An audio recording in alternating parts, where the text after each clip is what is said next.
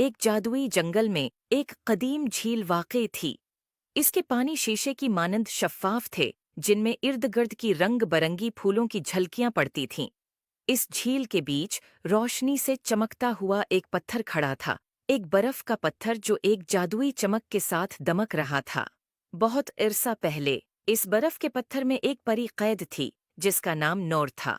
नूर के परों में हीरे की मानंद चमक थी, मगर एक दिन एक सियाह जादूगर जो उसकी ताकत से हसद करता था, जादूगर ने नूर को बर्फ के पत्थर में कैद कर दिया और उसके अर्द-गिर्द वक्त को स्टॉप कर दिया। सदियों तक नूर बेहोश पड़ी रही। इसके परों को बर्फ के पत्थर ने ढांप रखा था, इसके दिल की धड़कन मध्यम थी। एक चांदनी रात को एक नौजवान परी, जिसका नाम सोना था, इस जादुई झील पर पहुंची। वो एक तजस्सुस पसंद परी थी, जो जंगल में नूर को कैद होने का सुनकर यहाँ आई थी। जब वो झील के करीब पहुंची, तो उसने बर्फ के पत्थर को नरम चमक के साथ देखा, जैसे वो उसे अपनी तरफ बुला रहा हो। वो इसके करीब झक्की और उसकी गहराई में झांकने लगी। अंदर उसने नूर को देखा। उसकी आंखें बंद थीं, उसके चेहरे पर सुकून था, लेकिन एक अफसरदगी की झलक थी जिसने सोना के दिल को छू लिया।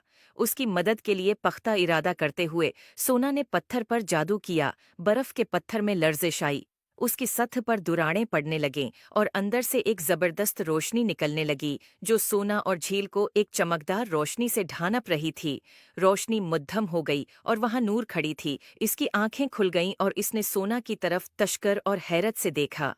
जंगल जिंदगी से भर गया, फूल दोबारा खुलने लगे। नूर, जिसका दिल खुशी से भर गया था, ने सोना को गले लगाया।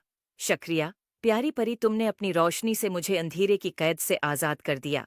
सोना ने मुस्कुराकर कहा, ये तुम्हारी रूह थी जो मुझे यहाँ लाई।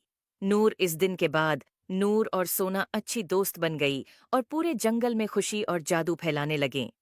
I hope you like it. Please like and subscribe my YouTube channel for more videos.